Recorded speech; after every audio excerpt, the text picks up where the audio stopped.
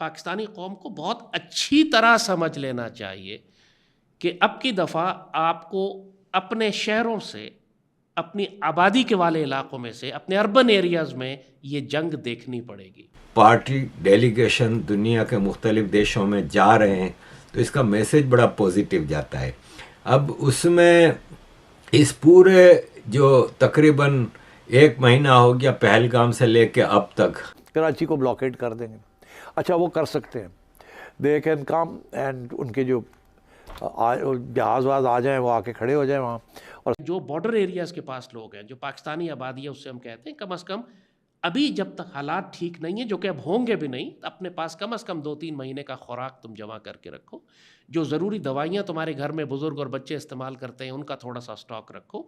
नमस्कार दोस्तों पाकिस्तानी इस बात से काफ़ी ज़्यादा डरे हुए हैं कि ऑपरेशन सिंदूर सिर्फ ट्रेलर था, क्योंकि भारत जब पाकिस्तान पर अब हमले करेगा तो इतने हैवी करेगा कि पाकिस्तान इनको सहन नहीं कर पाएगा। क्योंकि ऑपरेशन सिंदूर में ही भारत ने ट्रेलर दिखा दिया था कि भारत कितना ज़्यादा ताकतवर और पाकिस्तान को मिनटों में ही सुहा कर सकता है। क्योंकि कुछ घंटों की जंग में ही भारत ने पाकिस्तान के इतने अहम ठिकानों को निशाना बनाया था जिनको पाकिस्तान कभी सपने में भी नहीं सोचता था। जो बच्चों की ज़रूरी चीज़ें हैं, दूध है या बच्चों के पैम्पर्स हैं या बुज़ुर्गों की दवाएं हैं, वो सब चीज़ें अपने साथ संभाल के रखो। इमरजेंसी बैग बना कर रखो, ख़ासतौर पर बॉर्डर एरियाज़ के लोग। अभी तो हम फायर कर रहे थे, उन्होंने ग्राउंड फोर्सेस डिप्लॉय नहीं की थी, उनकी फ़ौजें हमारे इलाकों में दाखिल नहीं हुई थी, तो सारे लोग गाँव और तोपों और मिसाइलों के गिर्द खड़े होकर तमाशे देख रहे थे। अब मुझे बताओ, अगर दुश्मन की फ़ौजें ब्रेक इन करती हैं, सियालकोट की तरफ दाखिल होती हैं या चविंडा की तरफ दाखिल होती हैं या लाहौर की तरफ दाखिल होती हैं, तो फिर क्या लोग इसी तरह खड़े होकर तमाशा देखेंगे? क्या आपके घरों के, आपने देखा है कि सारा बिल्टअप एरिया था, यानी बॉर्डर के साथ तक हमारे घर और गांव और देहात बन चुके हैं कि एक्चुअली तोपें और मिसाइल हमारे घरों के साथ लगे हुए थे, कोई खुला मैदान तो कहीं भी नहीं था। तो दुश्मन जब आएगा तो इन्हीं घरों पर आएगा वापस, तो इन घर के लोगों को उस वक्त वहाँ से हिजरत करनी पड़ेगी। तो अपने इमरजेंसी बैग्स बना कर रखें कि आपको हिजरत करनी पड़े तो आप ज़रूरी चीज़ें लेकर अपने कंधे पर रखें, फैमिली को लें और वहाँ से निकलें। जाहिर है कि जब ये जंग आसपास हो रही होगी, उस वक्त आप अपनी फैमिलीज़ को इस तरह तोपों के गिर्द खड़े करके देख के, तमाशा देख के आप शोर नहीं मचा सकेंगे कि जो आपने पहले राउंड में देखा था। Next round is going to be bloody. हमको कौम को तैयार करना चाहिए आने वाली बड़ी जंग के लिए। फूड स्टॉक्स जमा करें, फ्यूल स्टॉक्स जमा करें, मेडिकल सप्लाइज जमा करें। इस ईद के ऊपर ख़ास तौर पर बिल्कुल छुट्टियां cancel, everybody should be on the battle station. ये वक्त ईद का जो है ख़ास तौर पर ये नाजुक है। पाकिस्तानी कौम अगर नहीं समझेगी तो फिर वही बात बहुत बुरी तरह मार खाएगी। इंशाअल्लाह अल्लाह हमारी इज़्ज़त रखेगा, लेकिन अपनी हिमाकतों की वजह से इतना नुकसान उठाने की क्या ज़रूरत है यार। सारी शिपिंग को रोक दें तो फिर पाकिस्तान क्या करेगा? पाकिस्तान ब्रेक थ्रू करेगा ना। पाकिस्तान विल से रिमूव और एल्स वील अटैक। तो फिर ये फिर फेस टू फेस हो जाएगा, जैसे क्यूबन मिसाइल क्राइसिस 1962 में हुई थी। तो हमारी जहाज़ सबमरीन्स, उनकी जहाज़ ships and submarines, and you will face a crisis there. It's like LOC के ऊपर उधर वो है, इधर है, ये फायरिंग शुरू। तो यहाँ तो फायरिंग की बात नहीं है, यहाँ तो जहाज़ ही डूब देंगे वो। और we have the power to do that, not just in the sea but from the air also. तो फिर ये क्या होगा? यही होगा कि जी जैसे पुराने ज़माने में डॉग फाइट होती थी कि जी 2 उनके गिर गए, एक आपका गिर गया, वो कहेंगे हमारा नहीं गिरा, हम कहेंगे हमारा नहीं गिरा, एंड सो ऑन। तो मगर राउंड तो हो गया ना। और फिर ये these are very expensive propositions.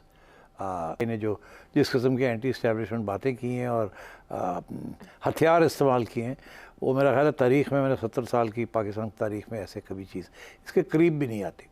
Khwaja ने 1-2 दफ़ा मेरा ख्याल है गरजा है, एक आध दफ़ा नवाज शरीफ साहब ने कोई बात की है, एक दफ़ा मुझे याद आता है आसिफ ज़रदारी ने भी बात की थी।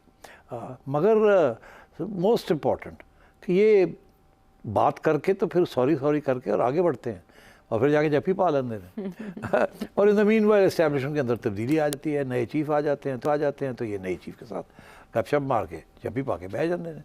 That's why they keep coming back. तो अब खान साहब तो बहुत आगे निकल गए ना। खान साहब के वो तो इल्ज़ाम जो है वो तो एक्चुअली बगावत का भी है ना। अगर आप शायद PTI के सपोर्टर हैं इसलिए आपका ख्याल है कि नहीं वो तो फॉल्स फ्लैग ऑपरेशन था या आपने कन्विंस कर लिया, ऐसी बात नहीं है। PTI जो PTI ने किया है, ये मैंने ऐसी कभी चीज़ नहीं जो इसमें मैंने जो एक चीज़ मुझे बहुत ही ज़्यादा जिसने खुशी भी दी और मुझे अच्छा लगा कि असदुद्दीन अवैसी और शशि थरूर ने बड़ा पॉजिटिव किरदार अदा किया और मुझे खुशी हुई कि आपस के कितने भी डिफरेंसेस हों, आपको बीजेपी की पॉलिटिक्स से डिफरेंसेस हों, आपको 50 कोई मसले होंगे, लेकिन आप नेशनल इशू पे आके बिल्कुल भारत के लिए सरकार के साथ खड़े हो गए। इसके लिए तो मैं कहता हूँ जितना आपको अप्रिसिएशन दिया जाए दोनों हजरात को, और भी कई लोग हैं लेकिन फिल वक्त में इन दोनों के ऊपर कंसंट्रेट करूँगा। देखें, असदुद्दीन अवैसी साहब गए कई कंट्रीज़ में, जिसमें ख़ास तौर पे मुस्लिम कंट्रीज़ बहरीन, अल्जीरिया वगैरह में, और बहरीन में उनका पहला पड़ाव था। उसमें उन्होंने साफ कहा, उन्होंने कहा हमारे आपस में कितने भी पॉलिटिकल डिफरेंसेस हो सकते हैं, लेकिन ये हमारा नेशनल इशू है और मैं इसमें बिल्कुल हमारी सरकार के साथ खड़ा हूँ। हमारी सरकार ने बिल्कुल सही किया कि पाकिस्तान को इसका करारा जवाब दिया। Now I think so there is unanimity in our country, irrespective of whatever political affiliations we belong to. Yes, we have a political differences, but when it comes to the integrity of our country, it is high time that the neighboring country understands, and I would hope and request that the Bahraini government would help us in bringing back Pakistan in grey list of FATF, because this money has been used to support those terrorists. And उन्होंने साथ में ये भी कहा कि Bahrain की सरकार से हम यहाँ पे रिक्वेस्ट करने आए हैं कि पाकिस्तान को वापस FATF में भेजा जाए। और अज़ीज़ दोस्तों, ये बड़ी मतलब इम्पोर्टेंट बात है कि पाकिस्तान को FATF में अब ग्रे लिस्ट नहीं, ब्लैक लिस्ट में डालना चाहिए, सैंक्शंस लगानी चाहिए। लेकिन बहरहाल इंटरनेशनल एजेंडे बहुत इम्पोर्टेंट होते हैं, इंटरनेशनल एजेंडे हैं, पाकिस्तान की ज़रूरत है अमेरिका को, चाइना को, इसलिए इग्नोर किया जा रहा है पाकिस्तान की बदमाशियों को, टेररिज्म को। लेकिन बहरहाल असदुद्दीन अवैसी साहब ने बताया दुनिया को कि पाकिस्तान प्रोमोट करता है टेररिज्म को, और पाकिस्तान हमारे देश में टेररिज्म करता है, जिसका हमने कई जाने हमने इसके उसमें खो दी हैं। you know the first and last one, and because of that concern, our government has sent us over here and various delegations comprising of all party members of parliament to different parts of the world, so that the world knows the threat which India has been facing from last so many years. And unfortunately we have lost huge amount of human lives. Innocent people have been killed, and the fact of the matter is that this problem emanates from Pakistan only.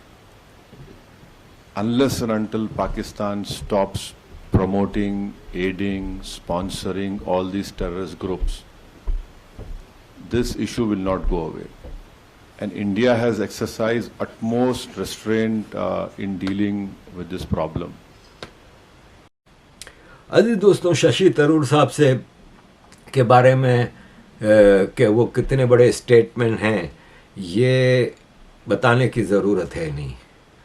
वो अच्छी तरह case present करना जानते हैं भारत का, और भारत के लिए वो जिस तरह खड़े हो के बात कर रहे हैं, हमें बड़ी गर्व होता है, खुशी होती है कि वो सही वक्त पे सही जगह पे पहुँचे हैं। उन्होंने अपने ट्रिप का अपने डेलीगेशन के साथ अमेरिका से शुरू किया, और न्यूयॉर्क में सबसे पहले वो गए 9/11 जो कि टेररिज्म का सबसे बड़ा वाक़या माना जाता है दुनिया में।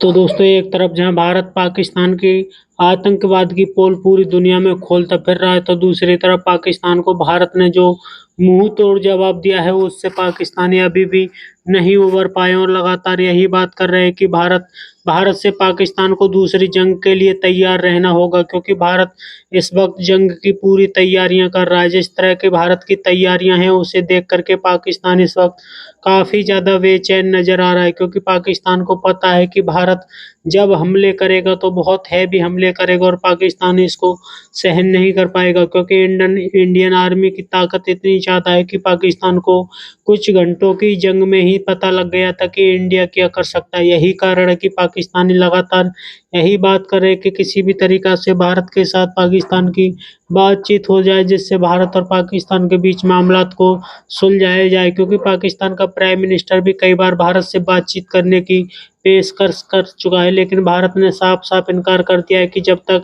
आतंकवाद और पाकिस्तान पीओके पर बात नहीं करेगा तब तक भारत पाकिस्तान के साथ बात नहीं करेगा। आपकी क्या राय कमेंट में ज़रूर शेयर करें।